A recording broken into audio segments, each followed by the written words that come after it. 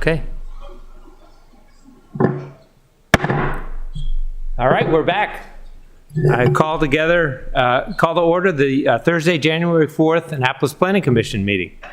Can we have the roll call, please? Mr. Klein? Present. Mr. Waldman? Present. Ms. Butler? Present. Mr. Riley? Present. Chair, we're not expecting Mr. Stephanidis. We have 4 present. Great. So we have a quorum for tonight, which is 4. Thank you, Kim.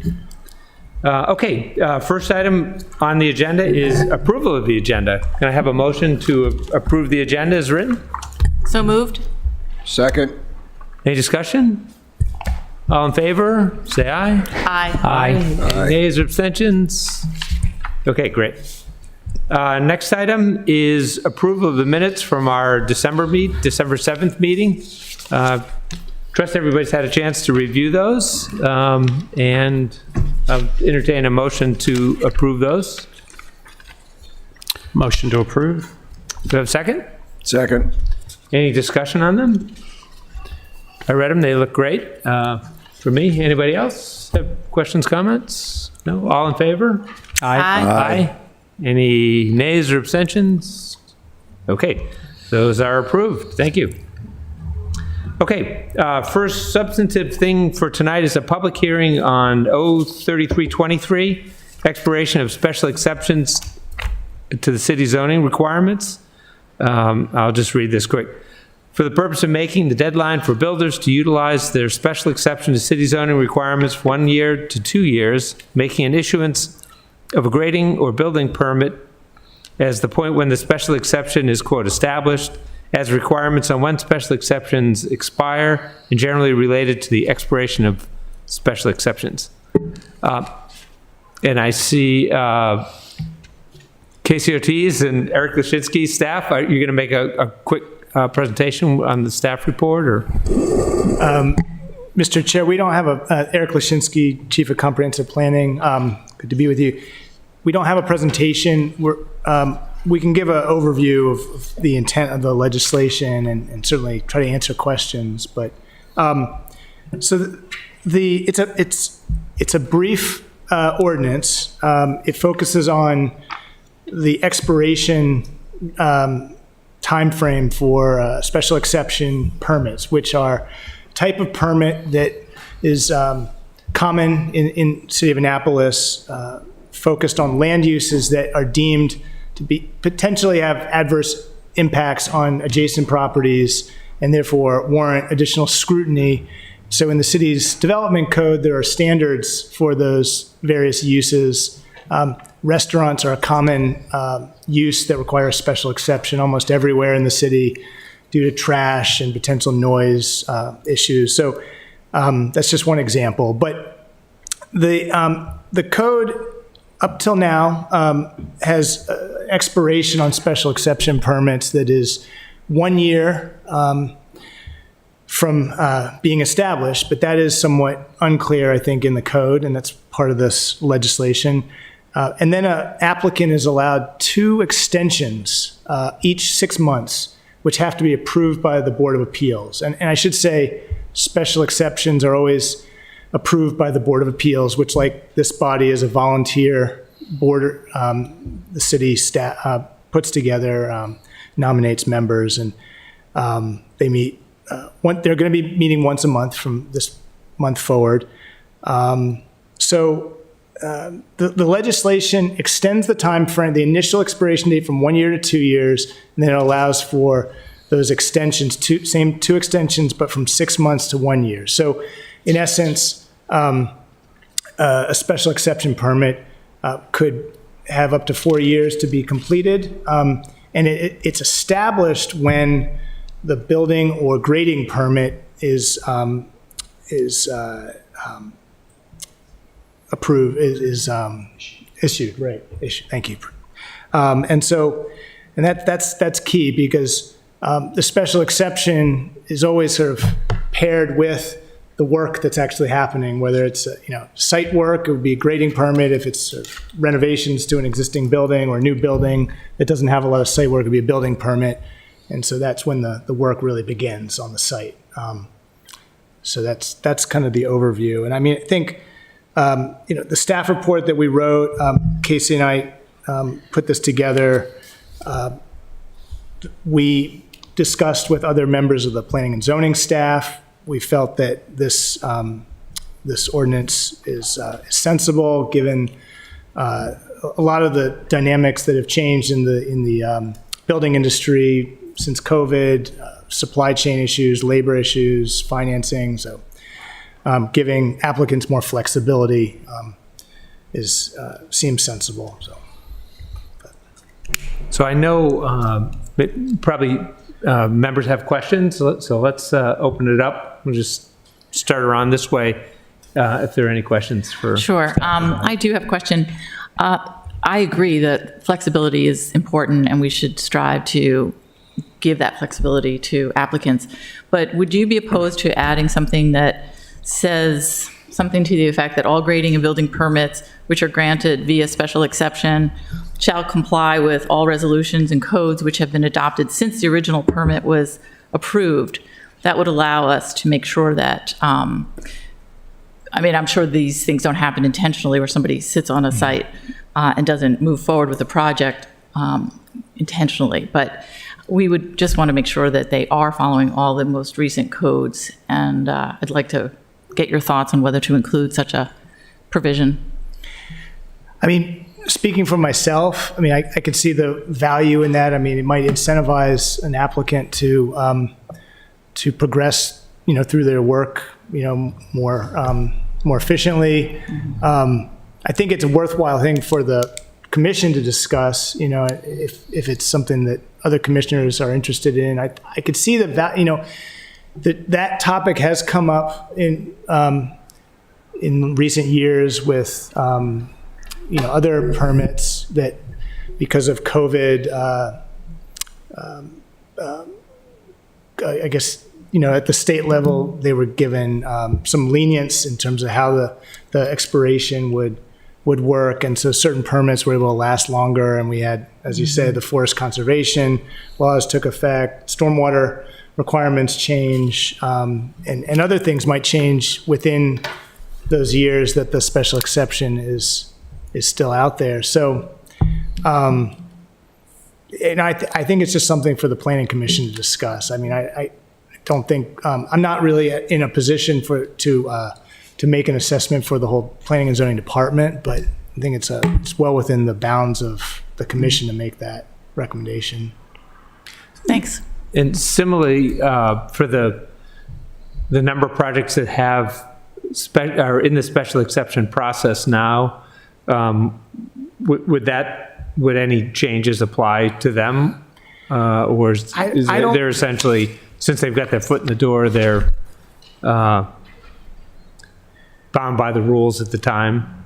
Yeah, I think retroactive? I think, typically when this type of topic comes up, you're sort of weighing as a jurisdiction, is it fair to the applicant to sort of move the goalposts, so to speak, once they have their permit?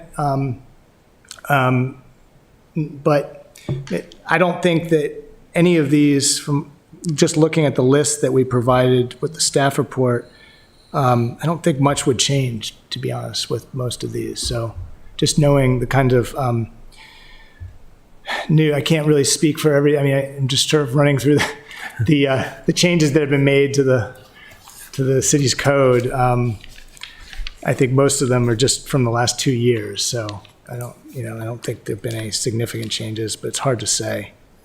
I guess one of the questions could come up just in terms of the term itself. So if they currently have a year and Right. 6 and 12-month extensions, and we extended it to 2 years plus extensions, then would that be applicable to the current applicants as well? It would, yeah. So, that's something that I think after we issued the staff report, we were discussing in our office that there's nothing in the legislation that says sort of how it applies to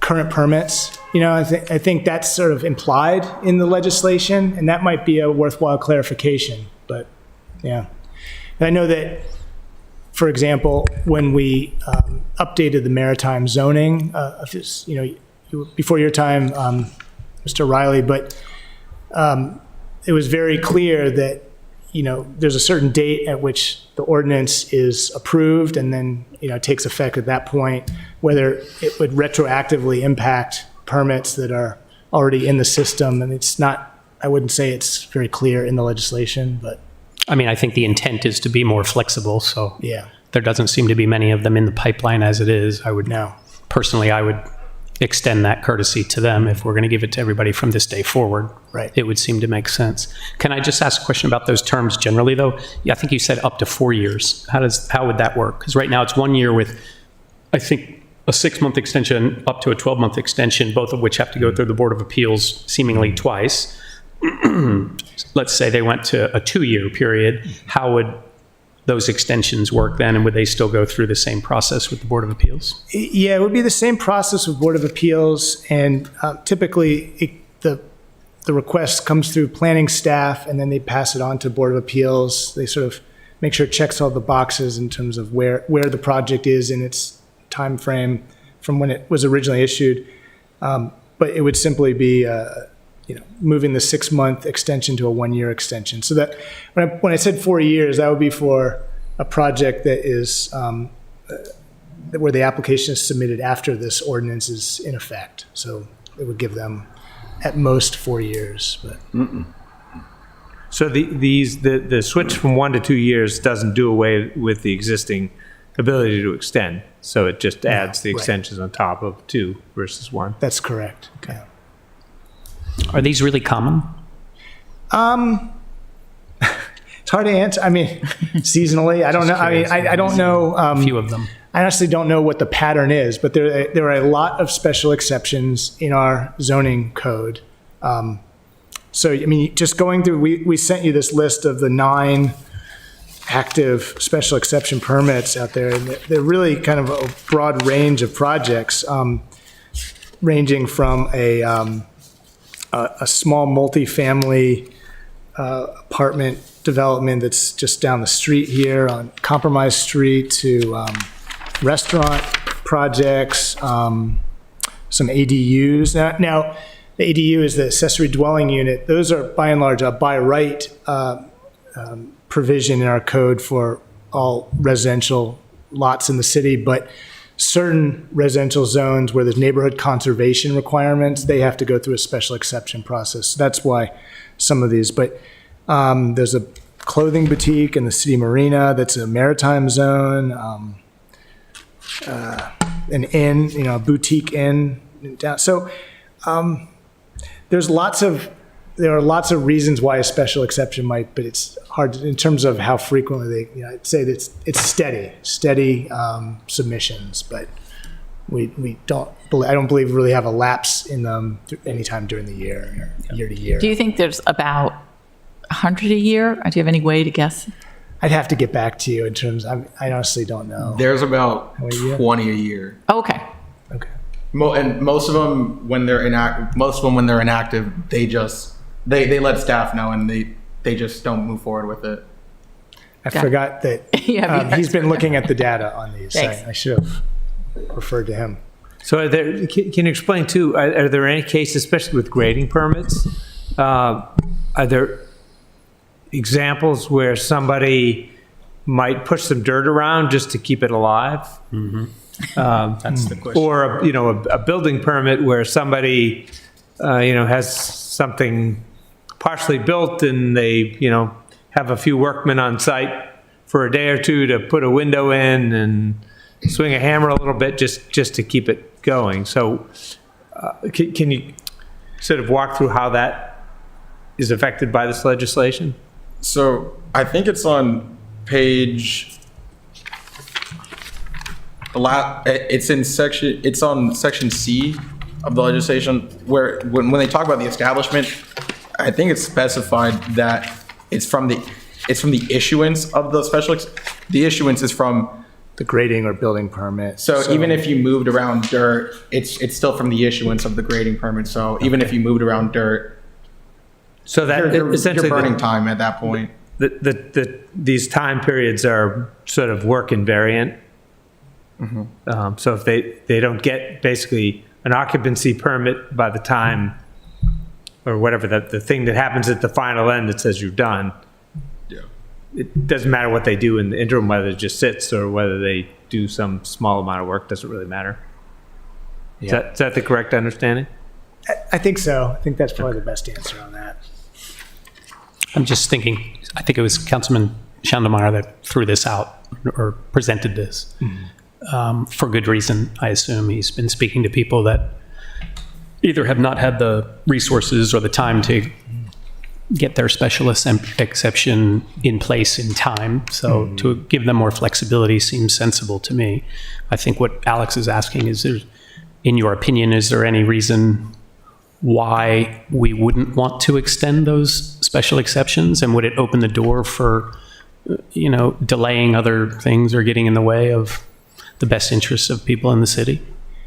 We didn't think so in the department. I mean, I think there is, for a lot of these uses, there's a relatively high bar to meet. It's the burden's on the applicant to meet the standards. They go through a lot of time to meet those standards. Many of them hire a land use attorney to represent them, particularly restaurants,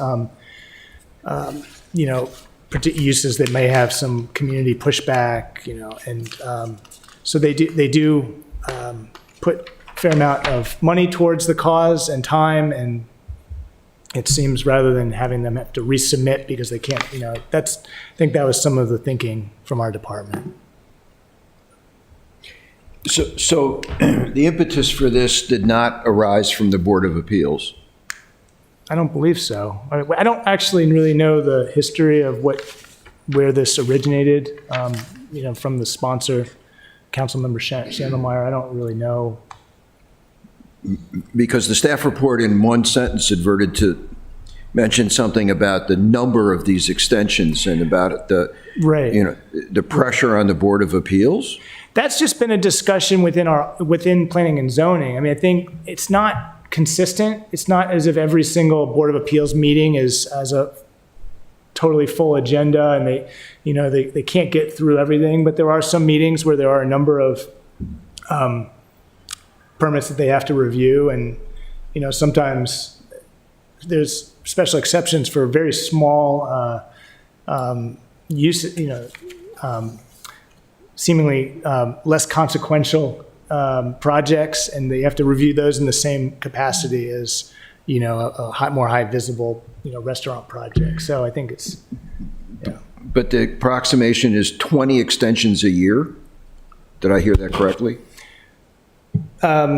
is that just kind of on average? So not 20 extensions. It's more of they're getting 20 applications a year. So there could be a bulk in 1 month and then nothing for a month or two. Right. There are 20 applications for special exceptions in 1 year.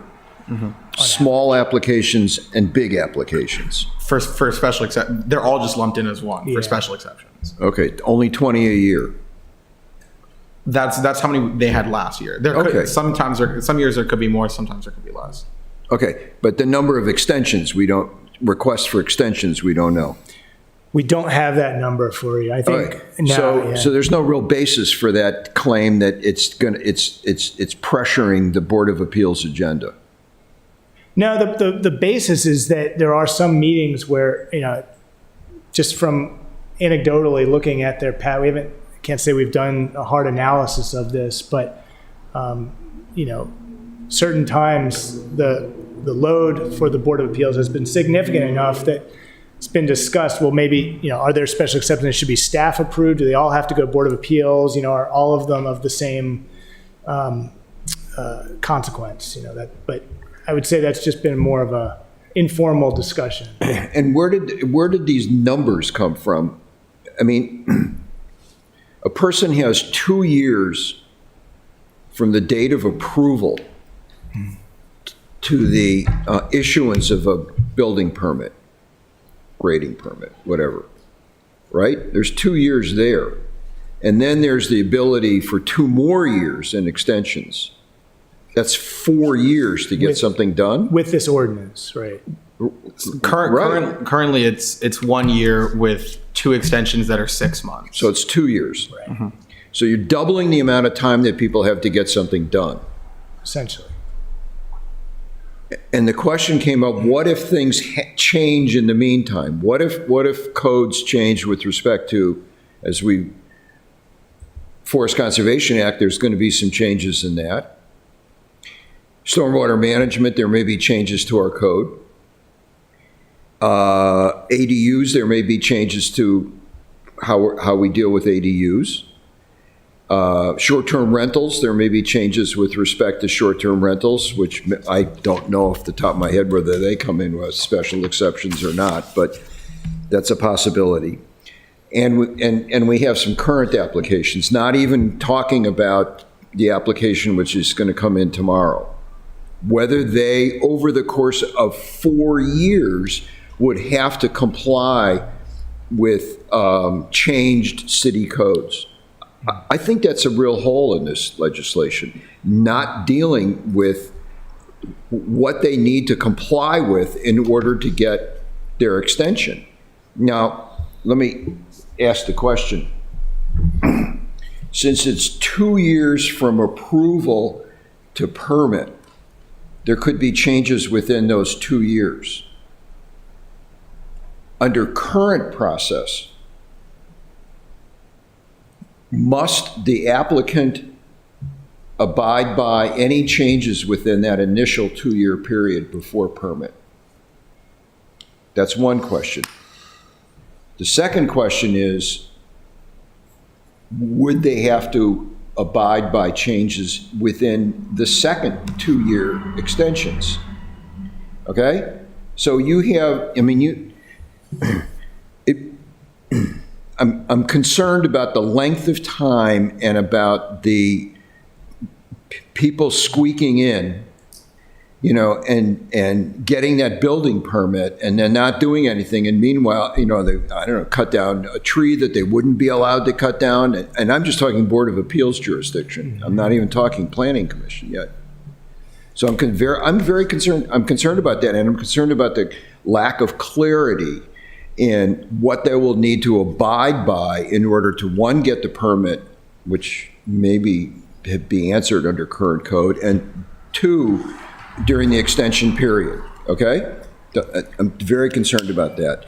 So, and I would not rely upon what's implied within the proposed amendments. I wouldn't, I think it needs to rise to the level of clarity and not implication.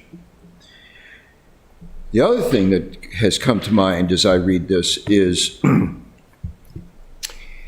that Board of Appeals matters are generally smaller, shall we say, of less consequence in terms of size. They're minor site design kind of things.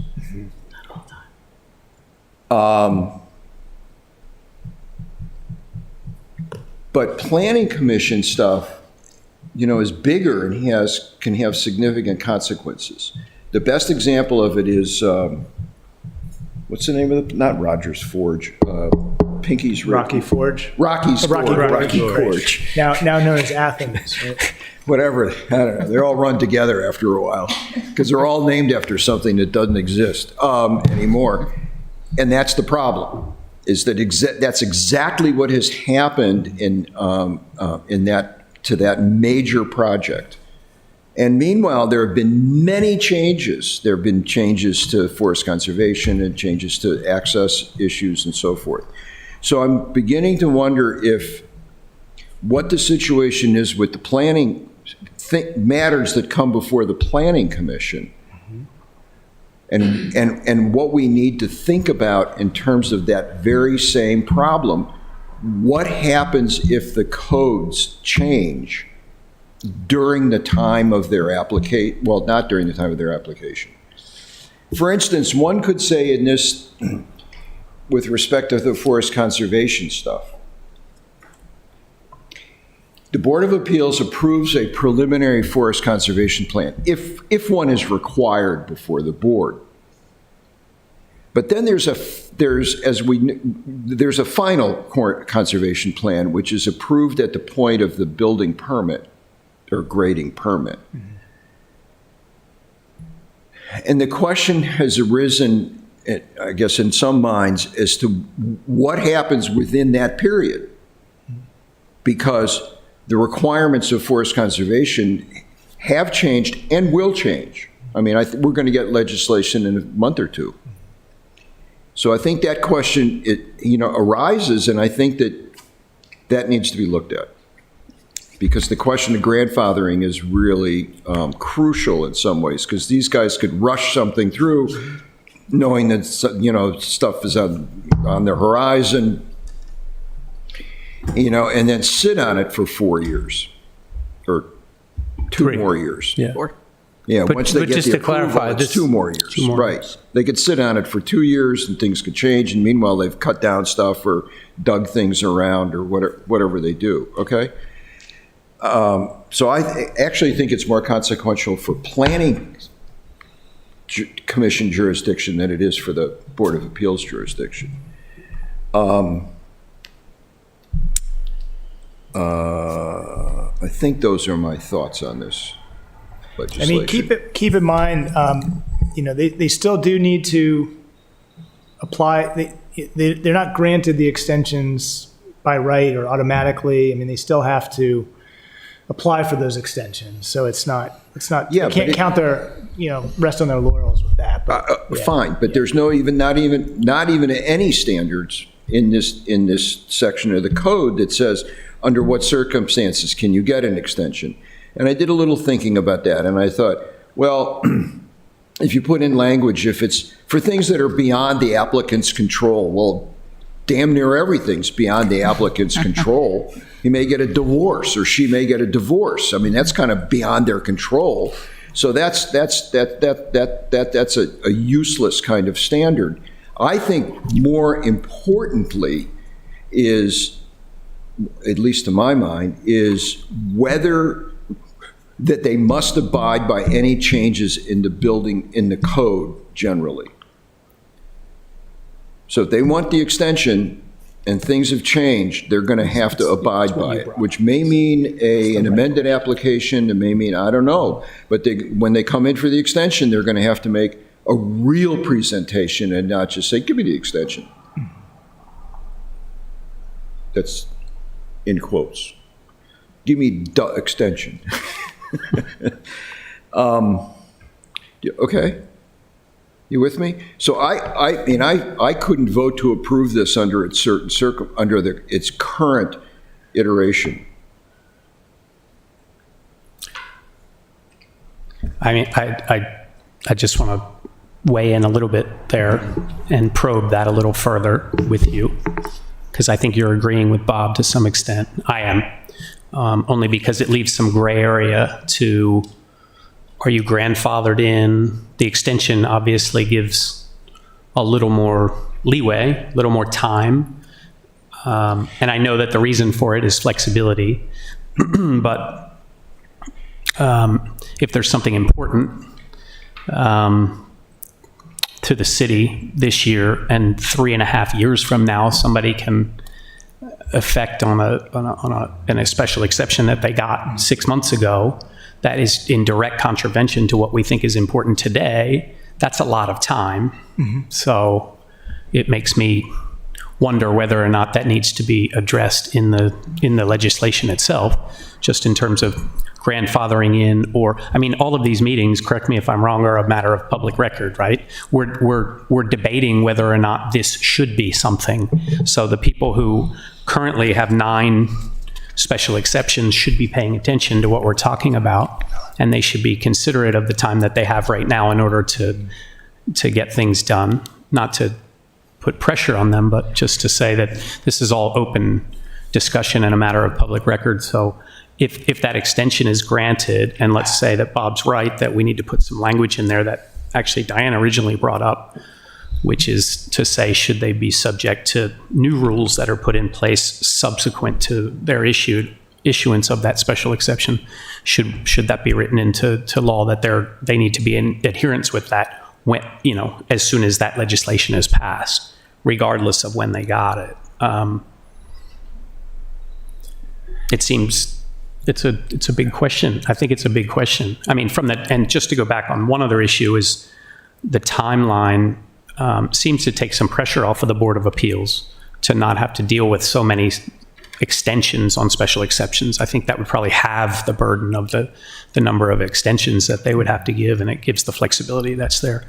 But I don't know if I'm adding more to this, but you've got me thinking now about whether or not it should actually be written into the legislation that says that you are also subject to any legislation that passes in the time being. So if I can interrupt, let's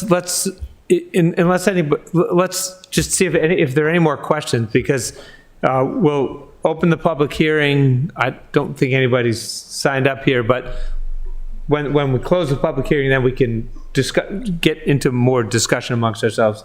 As I think that's where you're starting down the deliberation path. So let's. So are there any more questions for staff on this before we open the public hearing? Okay, so let me do that. Let me open the public hearing officially now. And has anybody signed up to speak on this tonight? I don't see anybody in the audience. So this is back to our sort of pre-COVID rules. So basically, this is the time for public hearing. Seeing that nobody's signed up, we'll officially close the public hearing. And at this point, we'll enter into our public deliberations on this and formulate what we want to do. So continuing on the discussion that we were starting to get into, I had just one comment that I wanted to make about your comments, Bob, is that we have to make sure that the discussion here just deals with special exceptions. I appreciate the sort of broadening of the discussion to the bigger picture, because it's really important, as we've all talked about. But just to sort of let everybody who might be watching know that this is really just about special exceptions. So while those things are important, they're not really relevant necessarily, other than precedent, perhaps. But I think for me on this, the idea of somebody being able to apply for a special exception, sort of knowing something might be coming down the road, and this sort of precludes them from having to deal with those changes now with a 3-year period instead of 2, assuming they get extensions. That is bothersome to me, because a lot of things can happen in 3 years, especially if there's some big legislation changes. So that is worrisome for things that haven't, for applications that haven't been applied yet. The ones that are active now, whether those get grandfathered, I guess we can talk about that.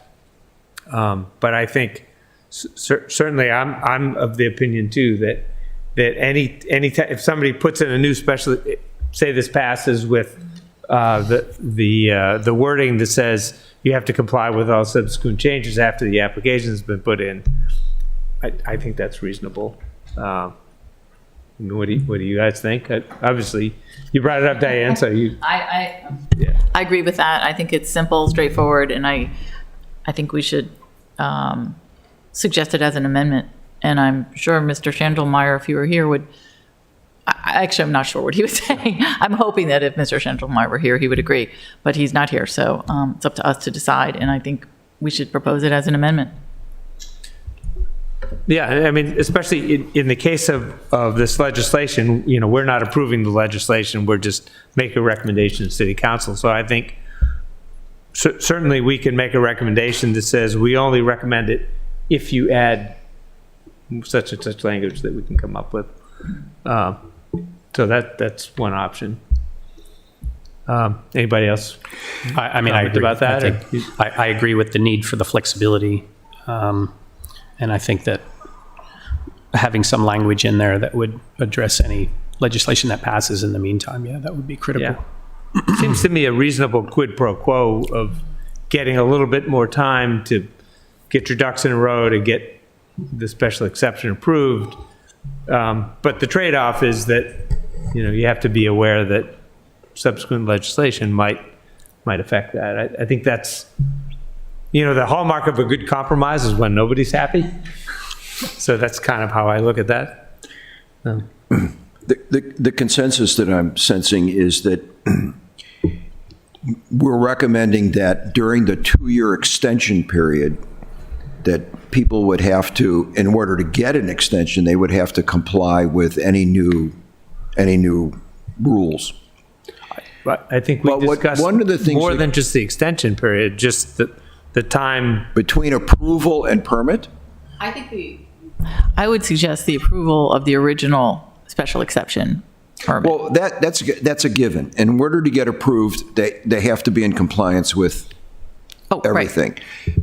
Then there's 2 years between approval and permit. Okay? To me, that's a long time. I don't mind, the 2-year-long extensions, I don't have a problem with if they have to comply with anything which has come down the pike. But I want to circle back and look at that 2 years between approval and permit. That's a fairly long time. I mean, I'm not a builder, so I don't really know, but it seems like a fairly long time. And I think as a policy matter, that it should be decided whether they could. Here's a possibility.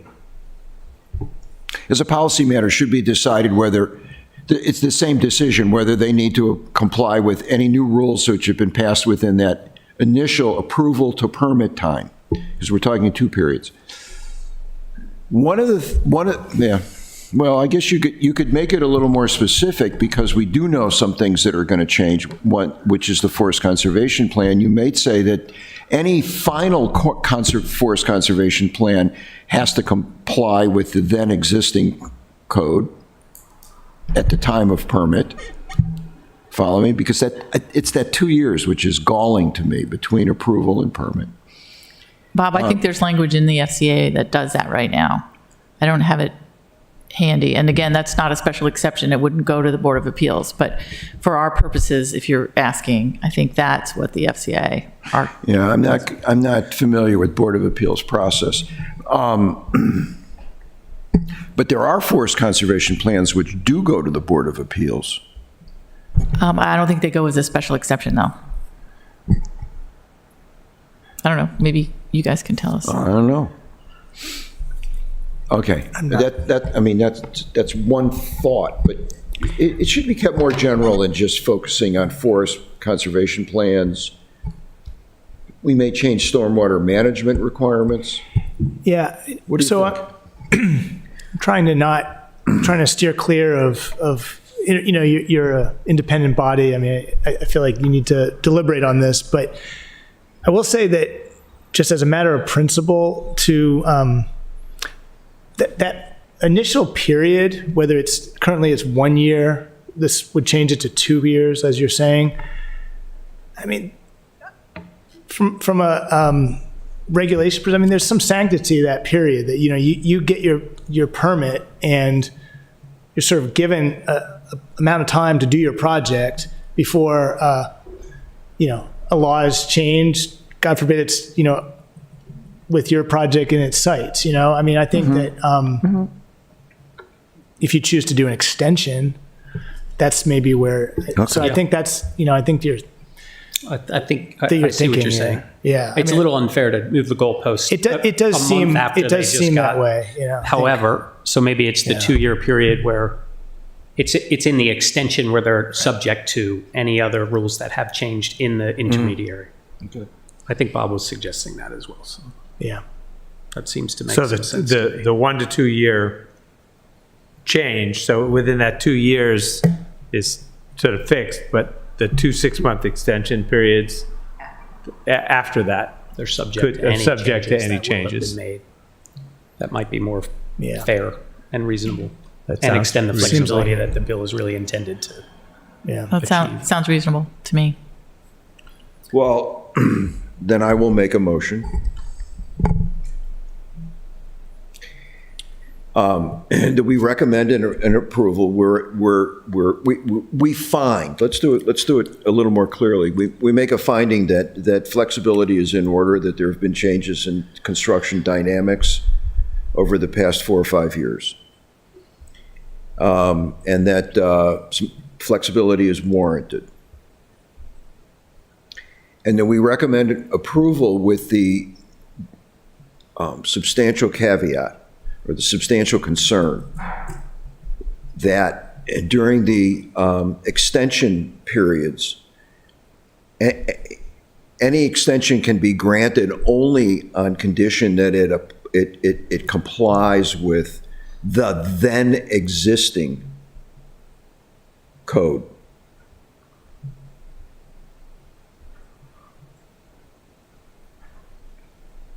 Is that clarified?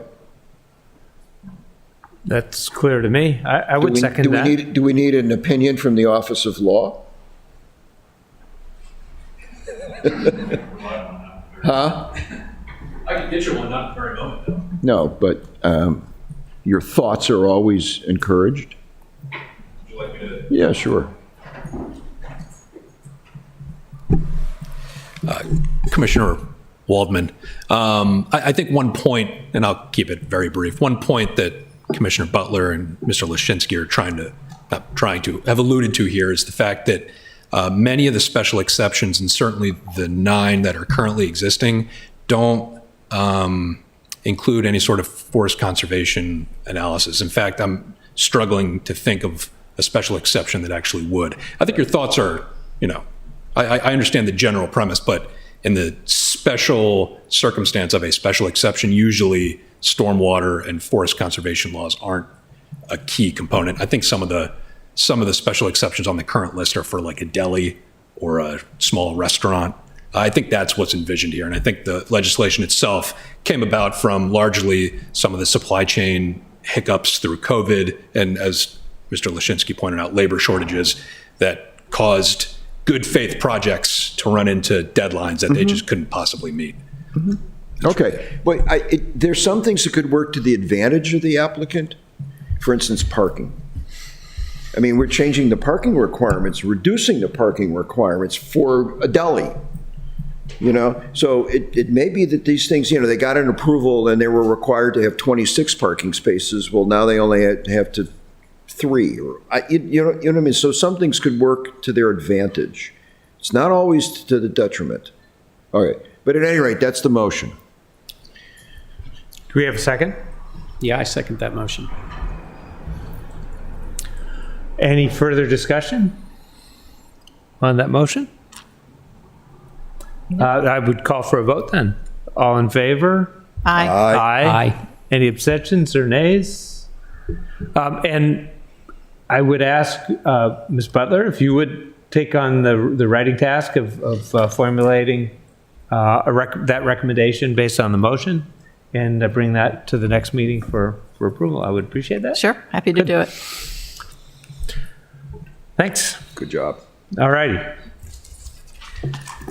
So on to the next order of business is old business, and is a discussion of the Annapolis Ahead 2040 Comprehensive Plan, and a resolution and deliberations on a recommendation that we have drafted.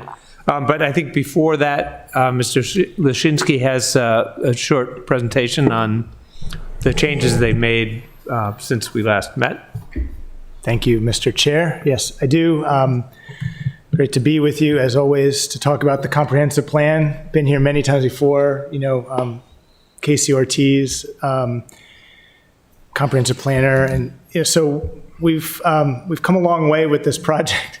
This is our 10-year plan. For those who have not heard about the comprehensive plan and might be listening in to the live stream of this meeting, the city is required to do this every 10 years by the state of Maryland, as do all the other jurisdictions in the state. And COVID definitely threw a curveball at our schedule on this, but we've gotten to this point. We have an updated draft that we recently posted online last week. You can see the cover of it here. It has highlighted content throughout in pink that shows you every major change that we added, and there were some really significant changes. So one of the biggest things that we did from comments we received during the 90-day comment period that ran June 15th to approximately September 21st, it was a little more than 90 days, we heard from a lot of people that this is a long plan, it's hard to get through. It is over 400 pages. Can we do something that's a little more succinct, easier to digest? And so we created the action plan. The cover of that is here. That's also on the website. Weighs in at a mere 130 pages. It is a executive summary, a new executive summary, plus the recommended action matrix, which is chapter 13, the full plan. That's consistent from the full plan to this. It's essentially a summary of all the recommended actions. So we think that's probably going to be the reference document for a lot of folks. We're excited about that. The website, as it's been throughout the process, is AnnapolisHead2040.com. That's where we are posting all new material. And so you can see there's this, if you go to that, you'll get taken to the city's website. There's a button that says review the draft plan. There's a link to the action plan. Here we have a link to the resolution, the draft that was shared with us. There's a comment log. It's going a little too fast for me, but one of the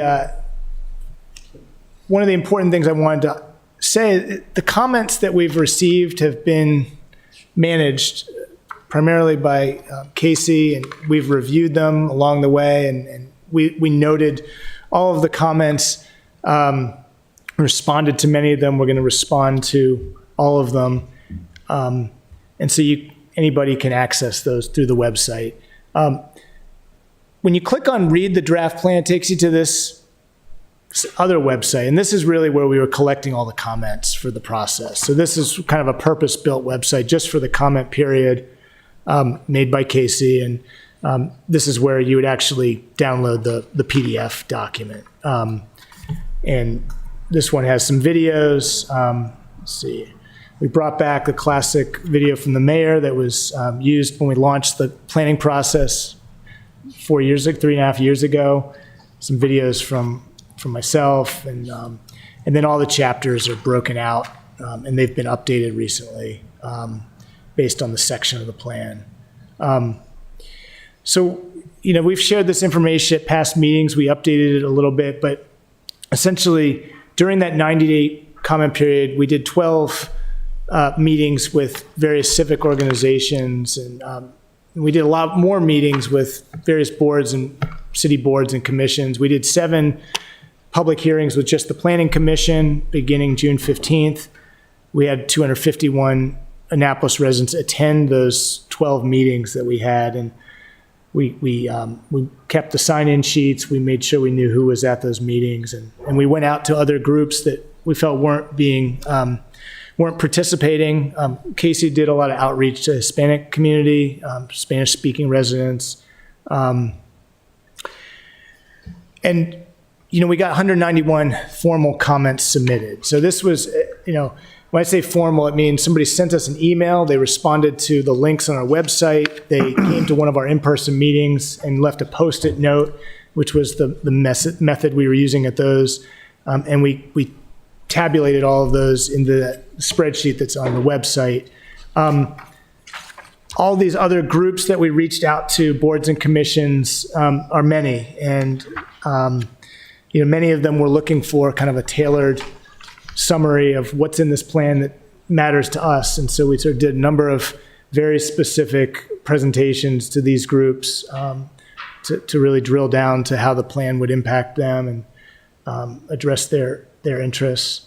When it came down to looking at where the comments landed in terms of topic, it's sort of not surprising that the top 3 areas are land use, transportation, and environmental sustainability. Those are the chapters in the plan. And, we had comments addressing almost every chapter in the plan, but those were the big ones. And that's pretty typical for comprehensive plans, where land use and transportation and environment are really the three biggest topics. And this is something I'm really proud of. When we went down and we sort of looked at all the comments we received, and we sort of said, well, a lot of them, 44% were on things that were really beyond the scope of the plan. Question about what's happening at the Annapolis Mall, or what, can you fix this curb in my neighborhood? Or, we got lots of very minute inquiries and lots of bigger questions. But when it came down to the comments that we could actually address through changes to the plan, almost 30% of those comments fit that category. That's in this plan update, green pie slice here. And then the same amount were already in the plan, it's just somebody may not be able to find it. And so I think that action plan comes in handy for that. So I'm going to just quickly go through some of the things that changed in this updated draft that we just put on the website last week. These were updates to the draft we had initially issued in June. A big one is actually having a vision statement that really encapsulates the ideas of this plan. It kind of summarizes what this plan is all about, what the vision for the future of Annapolis is. It builds on the themes of equity, health, and resilience that were already in the introduction to the plan. We highlighted these two projects here in the images. One, City Dock project at the top, and the bottom is the revitalization of Eastport Terrace and Harbor House, the city's largest public housing community that recently completed a major master planning effort funded by HUD. Those are sort of two very different projects that both capture the vision of the plan, and we're going to see those through. Plan priorities. Now, this was a comment that came to us at some point where somebody was looking for what are the signature ideas of this plan? How do you drill it down? And so these were the 10 big ideas that I think really distinguish this plan from the one that we had a little more than 10 years ago, our last comprehensive plan in 2009. And they're organized based on the table of contents sections of the plan. When you look at the table of contents, it might seem like a minor detail, but adding historic preservation to Chapter 8, which was previously called Arts and Culture, addressed a number of comments we received from folks particularly folks who live in the historic district, who were looking for where the plan addresses historic preservation. It's in there, but they couldn't find it. It was in the Arts and Culture chapter. It's referenced in other chapters, but that's really where there's a lot, and so we wanted to highlight that. We added a spread on environmental context to the introduction, and this is also in the action plan. This is right next to where we have a map of the wards of the city, like political boundaries. Well, environment dictates a lot in Annapolis. It should. It's the reason why the city is here, drives our culture, our economy, why people choose to live here. And so we wanted to foreground that early in the plan. We received comments from folks who were, seniors who were, how does this plan really talk to people 65 and older? That's our fastest growing demographic group. We added quite a bit of information about both senior population and Hispanic Latino population. Those are our two fastest growing demographic groups. Found actually some very interesting information from AARP that we factored into this. This quote here that says, "If you build a community great for an older adult, you build a community great for everyone."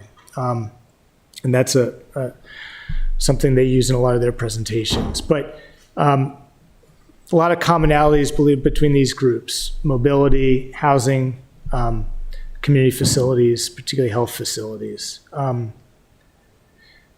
We have more content about what's happening around Annapolis outside of the city limits. This spread is in our municipal growth chapter, talks about how the city can be more proactive in guiding growth in the parole area in particular, around housing issues, transportation, greenways, which don't begin or end at the city limits. In the future land use section, Chapter 4, land use, we had a lot of questions about what's the difference in the future land use map and the zoning map? Why don't we have a future zoning map? Was a common question we received. And so we added this bold text here that really tries to clarify what is that difference. And we really tried to be crystal clear that the zoning regulations of the city do not change with this plan being adopted. They will have to be implemented by the city council through legislation. This plan merely provides recommendations for how those regulations might change. We had a lot of questions about mixed use, and lots of misconceptions, misinformation about what mixed use is, why it's the focus, a big focus of this land use chapter in the plan. A lot of concerns about what would happen if there was mixed use development near where somebody lives. We wanted to provide some examples of what mixed use looks like in Annapolis today. It's a whole range of projects that by and large are more compact, walkable, connected to their context, more sensitive to their surrounding context than a lot of other projects that are not mixed use. And so we hope that this helps clarify that. Mixed use, just to be clear, is emphasized in this plan because it's a very efficient way of building. It minimizes the amount of infrastructure needed to serve the project. It creates a more compact development where compatible uses are side by side, so somebody might be able to live close to a convenience that they need and not have to get in a car and drive somewhere. And so it's been successful throughout the city already. We have a spread on large infill sites. It was already in the plan. These are sites that might transition to something else in the coming years. One site in particular got a lot of attention, a lot of questions, and that's the former Public Works site on Spa Road. A lot of concern about how that might change, concerns about past contamination on the site. And so we added a section here in pink that clarifies the process that's guiding that it's nothing is going to happen until we have comprehensive environmental investigation of that site, which is happening right now, led by our Department of Public Works. And we'll have to assess the results of that. They'll be third-party verified by the Maryland Department of the Environment, and process will move forward at that point with remediation as needed. In terms of zoning changes that might happen, we want to highlight form-based zoning in this plan. It's mentioned in several places, both in the land use chapter, Chapter 4, and in the development regulations chapter. We highlight an example from Kingston, New York, a city slightly smaller than Annapolis. It's 25 to 30,000 people in the Hudson Valley on the Hudson River. It was a former capital of state of New York. Sleepier town than Annapolis maybe today, but they did a very, very progressive zoning rewrite for their city recently. I think we found this to be a good precedent for the city.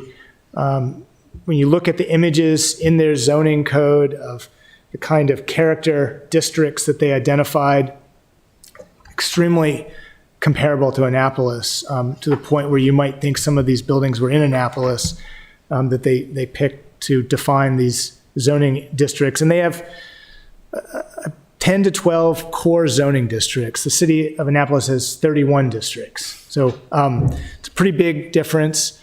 We want ultimately to have a zoning code that everybody, no matter just a resident or a business owner or an elected official, you can understand how zoning works in the city. And so that's really a goal of this plan. And then it comes into play a lot when we're talking about housing. We have housing recommendations in the land use chapter and in the housing chapter. we reworked those recommendations to be less specific to specific zoning districts. That was a common concern that we heard. And we brought in the recommendations to really emphasize more what we're trying to achieve with housing reform or zoning reform. For housing, it really comes down to helping the city meet the intent of the Federal Fair Housing Act, which we don't, and it's because of the restrictiveness of our zoning. And then finally, there are other sections of the plan that we could have highlighted, but I'm going to end here in our transportation chapter. This was something that came from the Planning Commission, this idea that transportation policy is land use policy. How we move around the city, the ways in which new development are built to serve different modes of transportation, ultimately dictates the shape of the city, the look of the city, the safety and health of residents and visitors. And today, we have a city that is very much oriented around the car, not the pedestrian or the cyclist or the transit user. And we really want to shift that dynamic in the future with this plan. So we have some flyers that we plan to distribute to let people know that the updated plan is been put on the website, and we're going to be sharing these next week. So that's the overview for now. Great, thanks for highlighting those. And so I encourage anybody listening to go and download a copy of the plan, especially the action plan. It's a really good way to get a good overview of the plan. And of course, if you want more detail, you can dive into the whole 455 pages. But I think that's a good way to get a good overview, but still have the detail if you want it. So thanks for walking through that. So where we are at this point, it's been about a 3 or 3.5 year period since this was kicked off in earnest by your predecessor. And so I just want to make a couple of comments about where we are on it and the draft recommendation that we put together, and then we can deliberate on that.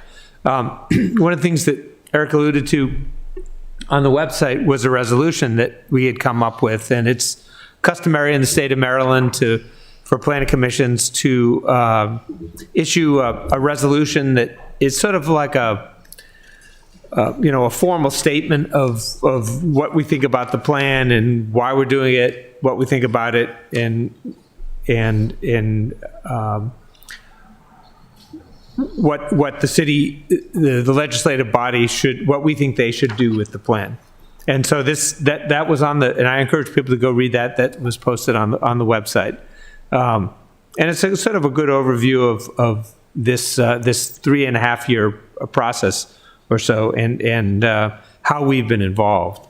And one of the things, so our draft recommendations about 5 or 6 pages or so, and we have all gone through the plan as it exists now and a couple of iterations before this. But one of the things that's really important here is that we've been intimately involved in this plan from day one, and that's one of the things that Eric's predecessor, Sally Nash, really wanted this planning commission to be very involved from day one. So it wasn't like this is delivered to us, now we're reviewing it. We've been essentially reviewing it and all the pieces that have gone into it over time. So I think in a lot of ways, this product is, as Eric just went through,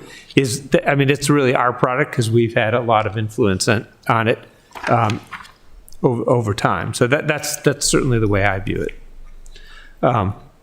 So in this recommendation, we talked some about that, and because it is so comprehensive, we chose to just highlight the things that really make this plan unique. And so we call those major thrusts. And frankly, it's a lot of what Eric went through. So I won't necessarily read any of that from it. But I think those are the things that are very different from prior plans. And I think that what really make this plan stand out. So with those general comments that I want to make, I want to open the floor up to discussing this draft and this draft recommendation and anything else about that. So I'll open it up. We'll start this way. Bob, you want to start us off? Well, somebody mentioned months ago that if you read this thing, you get a basic education in urban design and planning.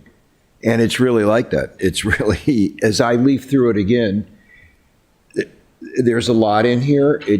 And furthermore, it presents the kinds of things that I've been hearing for 20 years. A lot of the ideas ranging from major to minor. It's quite an opus. I mean, and I feel very comfortable with what it's recommending. I mean, because it's so based so firmly in data and history, that I think that the recommendations are not outrageous. None of them are outrageous, but they're going to take a monumental task to get implemented. Simply to get the city council members to understand what form-based codes are and how useful they can be, how incredibly attractive they can be. That'll be the next 2 years. But I'm a great proponent of this. And I think you particularly, and Casey too, visually it's easy to get through. I've told people that there are tons of pictures. It's really not as bad as 400 pages sounds like. A great number of pictures. You can, take a little. This is quite something. I mean, this is prize-winning kind of thing. What else can I say? Yeah. Well, I'd also like to express my thanks for all the hard work that's gone into this and say it really is something. And I would like to ask, before I say anything else, would we get a copy of the 130-page summary? Yeah, no problem. No problem at all. Because I think people are going to use that as their guide to how to look at this and then dive in when they need more specificity. But, I think one of the things I heard early on was it's so aspirational. What does it do? But I think you've done a great job of having goals and performance measures and recommendations that are tied to the plan. And that was important for me because we don't want it to be just aspirational. We want it to be something that's a bit of a guide for our aldermen and women to look at when they're making decisions about ordinances going forward. So there's a lot to like about this, and I appreciate all the work that's gone into it, and especially the public input. You guys went above and beyond, both before and after this was in print to get the kind of feedback that makes it really something that it's generated from the people, not top down. And I think that's important. So I applaud you for your hard work, and I think it's going to be a great plan for the city.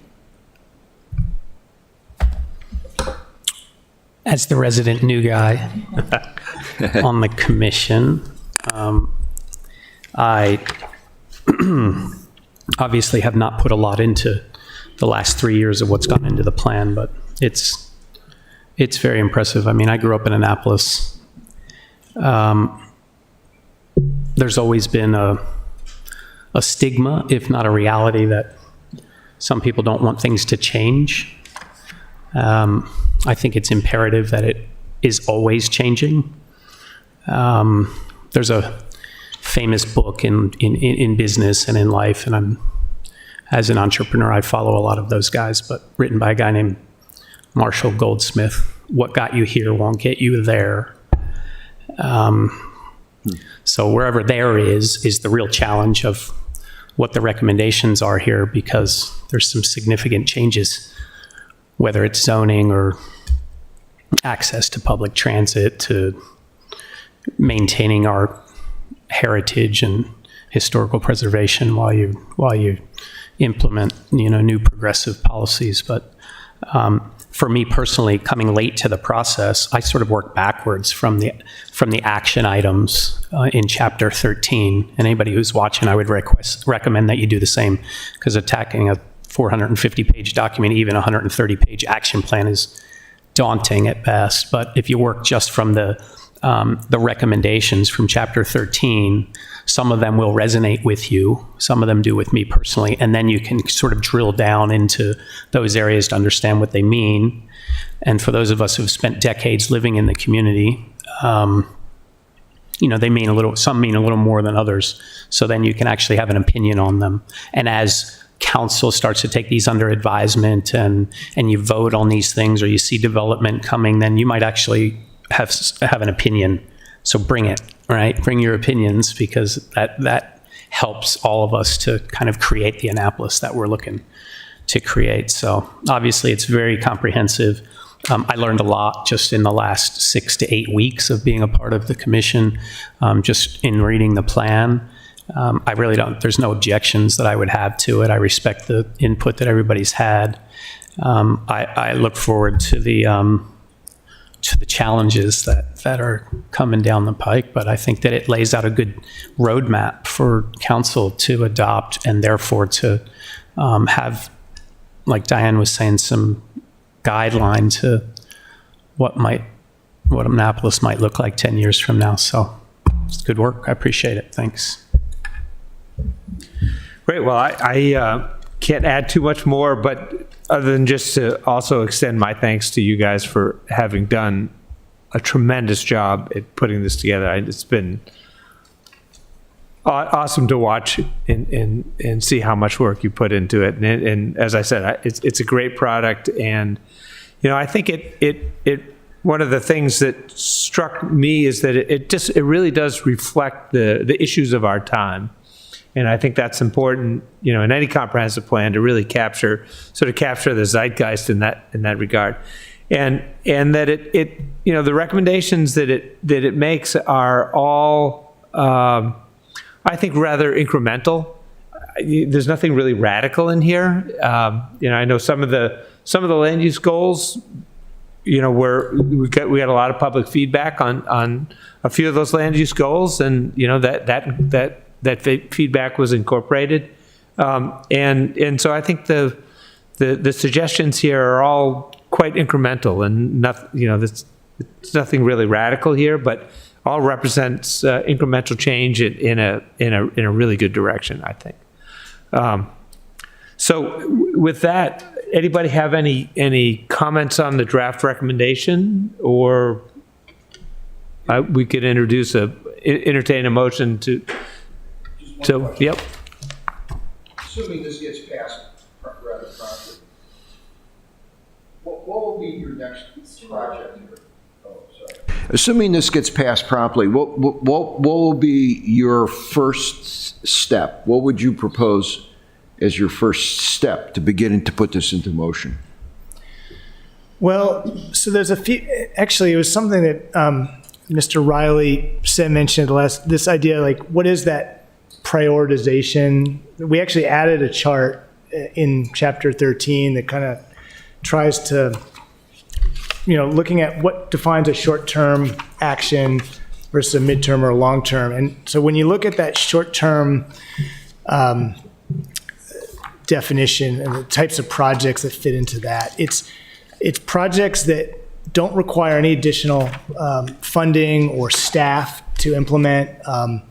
And it's things that could be protocols that could be done within a department, changes of operating procedures, or it's the studies that are needed in advance of making a major. So, when you talk about zoning, We do want to move towards some type of a zoning reform, but we have to figure out what the focus should be. And I think that was something we had to talk to a lot of people about who understandably were worried about, well, what's going to change right away. And we don't know yet. I think we have to be strategic about it. And so I think we're going to be figuring out what we can do in-house without, the help of an outside consultant. What can we do within our capacity in the planning department to study the city's zoning today and how we could improve on that, make it easier to navigate. But another thing that I'm really excited about, you may have heard, we just got a federal grant through a program. It's a new program that came out of the federal infrastructure bill. It's called Safe Streets for All. And we got funding to do a Safe Streets action plan. And one of the recommendations in this comprehensive plan is to have a complete streets manual for the city, essentially something that would give everybody some sense of how a street should be designed to benefit all users, whether you're driving, walking, biking, using transit.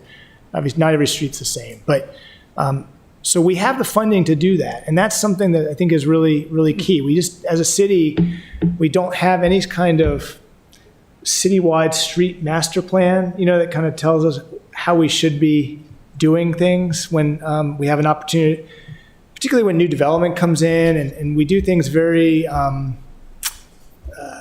case by case. But I think there's standards that we should be. Let's say we have standards for width of sidewalk and type of curb and so forth, but we can be a lot more specific about it. Street trees, how much space, if we want to anticipate having cafe space outside on a street where we want that kind of development, what should that street look like? So we can push that project beyond just merely talking about safety, which is really important, but we can be much more specific. And so I'm excited about it. That's one example. But we certainly want to start figuring out how we can deal with zoning. That's definitely a big, so what kind of study do we need to do to kind of give people some... Could you do a comprehensive rezoning just looking at, I'm looking at the map of potential mixed use parcels? We could. And then call that a comprehensive rezoning and get that done fairly quickly? We probably wouldn't call it comprehensive, but but yes. But doesn't the law require it that you can't do spot zoning, you can't do... Right. Well, the spot zoning is typically just kind of a specific parcel, one property. Right. But if you focus in on several parcels across the spread of the city, it would then become it would become comprehensive. We might call it wouldn't do the whole city, first would just phase, do 5 or 6 spots, but it would be more than 1 or 2. Yeah, I think looking at all of the zones that represent some kind of mixed use, because we have 5, 6, 7 zones that are all kind of the same, that allow commercial activity and residential activity, and it's very, very balkanized, and that's certainly something, make that a little less balkanized. Yeah, so that's definitely an angle that we're looking at. We have a map in the land use chapter that shows all of the parcels that should be mixed use in some form, but it's not very specific. And so yes, kind of coming up with those mixed use districts is something that today the city zoning code has half a dozen commercial zones. We have professional office zones. We only have one sort of specific mixed use zone. That's Inner West Street. We have something called the Business Corridor Enhancement, which is Upper West Street and Chinkopin Round Road. I mean, there is a lot of overlap between the different zones, and it's very hard to parse them. But that may show incremental. It's an incremental bit of progress to just focus in on a few of the low-hanging fruit, as they say. But with the low-hanging fruit comes a lot of, you're already busy people. So I think it's a good question, because there's a lot of, just looking at the chapter 13, that's why I was asking last time, like, where's the priority? It's not in terms of the 10 years from now outcomes, but sort of working from adoption forward. Where's the, like, awesome immediate opportunities to, Well, the other thing, you can scroll through those recommended action, that summary in chapter 13 or in the action plan. You can look at everything. There are, believe it or not, there are recommendations that say something should be done before the end of 2024. Some are before the end of 2025. I mean, there's, we have something in there about the city following the county's lead on the single-use bag ban. So that's something that should happen this year. We have, doing greenhouse gas inventory for the city, which hasn't been done in some time. And that's what you need to do to, like, actually change the regulations on, building, if we want to change our green building standards, or, it helps us reach climate goals in terms of mobility. But we don't have, you typically do greenhouse gas inventory for the city's output, our city fleet vehicles, our building, city properties, and then you do something for the community that would look at all the buildings in the city, all the vehicles in the city. We don't have major industrial emitters here, but that's definitely a critical path item that we need to do, and so that's in there. It would be prioritized, but that kind of thing. So. Okay. sounds like job security. It's important stuff. That's good. There's a lot in here. I'm excited for us.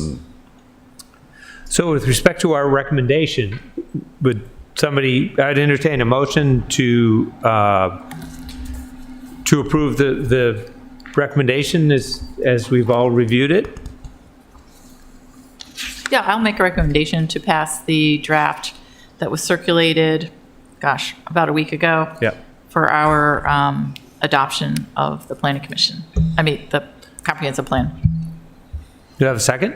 Yeah, I would second that. Okay. Any further discussion, specifically on the draft? One thing that I wanted to make a note of is there are some specific page recommendations in the draft that I'll have to go back and verify with the latest draft that those page citations are correct, and some little things like that. But other than that, I don't have anything else. So let's call for a vote. All in favor of the draft recommendation and resolution, say aye. Aye. Aye. Any nays or abstentions? Okay, well, it passes, and again, thank you guys for all of the hard work that go into it. And so we'll get this cleaned up, put on letterhead, and we'll get the four of us to sign it, and I guess make the formal presentation to the city council. Happy to do that. We can talk about what the date is, and happy to go do that in person to the city council at whatever the right protocol is there. We'll look at we'll we'll look at a work session, or if it should be a regular meeting. I'll find out the best way to do it. Okay, great. Thank All right, well, thank you all for your hard work, and I think it's also worth noting here, and this is in the recommendation, but I wanted to say this explicitly. While former commissioners David Iams, Teresa Pico, and Ben Sale are not signatories of this recommendation, I wanted to thank them for all the work they put into it in their terms that have recently expired. Thanks to them for contributing significantly over the years with all their work on the commission. Okay, so that takes us to our last business for the day, which is new business election of officers for 2024. Our rules of procedure say we elect new officers at the beginning of each each year in January, first meeting in January, which is this one. And just by way of the rules, so I've been chair the last 2 years, and the rules say the max term you can serve as chair is 2 years. So we need to elect a new chair and vice chair. And unfortunately, Teresa Pico was the vice chair, but is no longer with us. So we need to elect a chair and a vice chair. So I would put forth a slate of chair is Bob Waldman and Vice Chair Tom Sfakianudis, who's not here today. But I'll make that motion if there's a second for it. I'll second. Okay, any discussion on that? All in favor, say aye. Aye. Aye. Any abstention? Any Just wanted to abstention? make sure Bob was going to say aye. I abstain. You abstain. Okay, we have a majority of the quorum, so it does pass. So congratulations. Once again, Bob, you've been here before over the years, but the gavel is all yours for the next meeting. It's been, and for me, it's been a pleasure to serve as chair. I liked it so much, I asked to be reappointed and was reappointed this summer. So I obviously like it, but I'm happy to turn the gavel over to somebody else for a time. So thank you, and thanks to Tom for also stepping up as vice chair. I will be accepting a gavel which has been handled with patience and congeniality and a real equanimity. I mean, you have been a wonderful chairman. You have worked very hard. You have carried us through COVID. You carried us through interminable Zoom meetings. You took us through Providence Point. You took us through the kickback from Providence Point. Well, Ben took us through mostly. Yeah, Ben took us mostly through Providence Providence Point, but Well, it was the kickback. Yeah, the that kickback counts. anyway. It was the kickback that counted.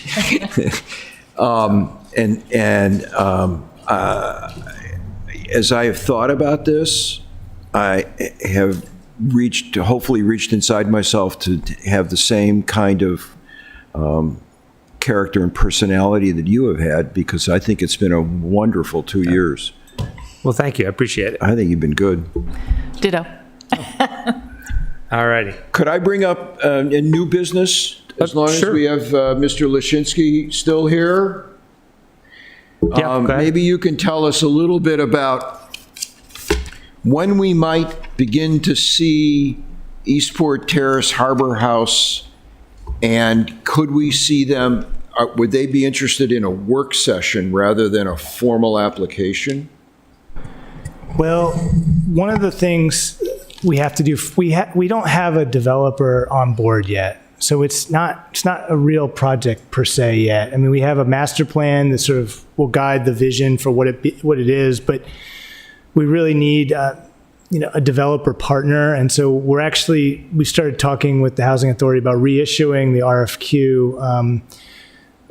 There was an original RFQ that was trying to get a developer for both this project and two other projects the Housing Authority is looking to do, smaller projects. And they found the developer for the smaller projects, but not a qualified developer for the Eastport project. Don't you think it would be a good idea to for them to come in and let's talk about what we've got here and bring up some of the concerns which may be passed on to their, in their development process? And they don't need to bring in everybody. They just really need Right. to bring in one or two people.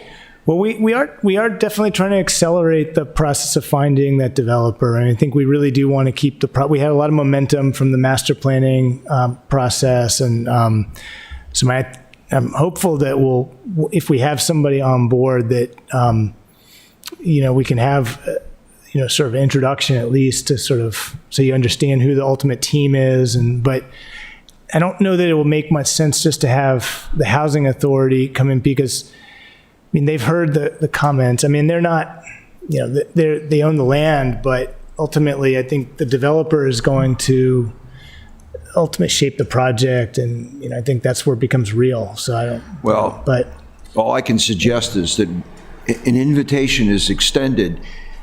Work sessions are economical, they're flexible. Right. I mean, they're really worth all the time and effort that you put into them because then Yeah. it flows better. Parole Place, when do you think we can see them? that's going to be sooner. I mean, I think maybe February, I think we're looking. That soon? Yeah, I think so. That's the last I heard, but I have to double check. But What about Watergate? no idea. Still, what? There's not no yet. project there. On the horizon. Great, okay. Also, in new business, can I keep going? Just let me add one thing to the idea of work sessions, just for, I know we've talked about this internally, but just for anybody else who's listening.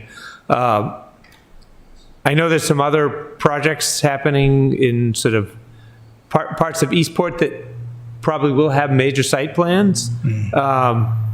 And so I would like to encourage those developers to have a work session with us as soon as possible. I know there have been some community meetings recently that I've seen. And, before anybody spends a dime on planners, architects, and engineers, come have a work session. Jesus. There's a lot of, and I'm preaching to the choir here, but for perhaps any of those developers who have not done work in the city, that it's a really easy thing to do that gets you a lot of information that saves everybody a lot of hassle down the road. And it's something that goes hand in hand with the community meeting. It's not required by statute, but it's something that I think benefits everybody.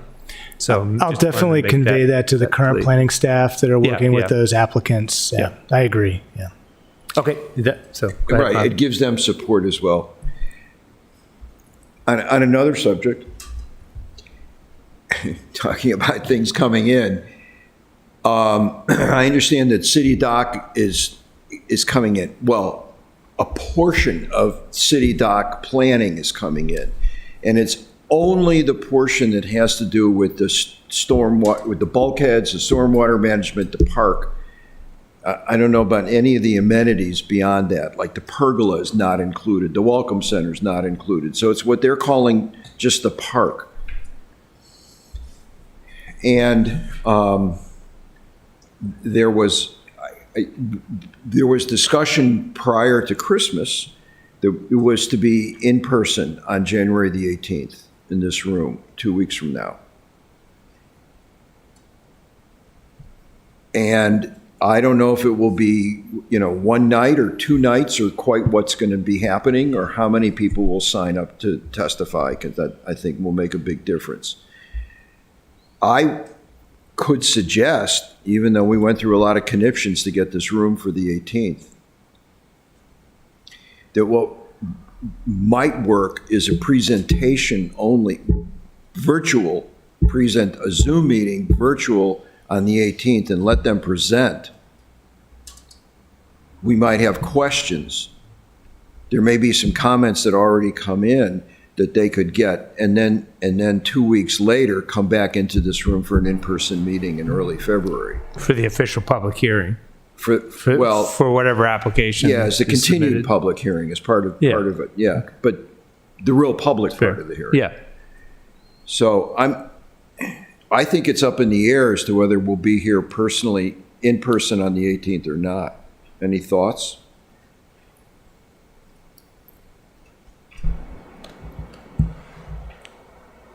I know, personally, I won't be here on the 18th, so I could do it via Zoom, but I won't be in person here. You will not be here in person. Will not be in person on the 18th. So if we could do it by Zoom, that would be helpful. If you do it by Zoom, it'd be helpful. What about you? I'm around. So either way. I mean, I do think if it's going over plans and stuff, often that works sometimes better electronically because you can go, it's easier to look at, I have a big screen at home, so it's easier to look at stuff like that versus poster boards and stuff in the room here. And I think if we were to do that, we would want to have it span another meeting that is in person so that it does give people a chance to testify in person. Then I will convey that we're amenable to a Zoom presentation on the 18th of January, but they will meet in person on whatever date in February, whatever it is in February. Like, I don't know, second, third, fourth. That all works for me, but. Okay, I'll convey that, and that's all I can say is I'll let you know. The second thing is that we only have 5 people, and there's potential quorum issues as we go along. And Tom Svakianudis, who apparently is taking his son to the emergency room tonight for some reason, otherwise he was committed to being here, is the coach of the Annapolis High School wrestling team. And it's their season, January, February, and if they're successful, into March for the tournaments. And what he said is that he cannot make a 7 o'clock start time, but he can make a 7:30 start time. Now, it may mean that we go a little bit later in the evenings, although we've been pretty efficient. Does anybody have any, and I floated it by the IT staff and by Ms. Consoli. Does anybody have any problems with starting at 7:30? I don't. No. Okay, all right. Then I think that's what we'll do, is the official start time will be 7:30 and Yeah, I think it's important to preclude make quorum sure. problems. Yeah. Okay, that's it. Okay. Great. Well, thank you, Bob, for those additions. Anybody else have anything for the good of the order? Okay, great. Well, we're adjourned.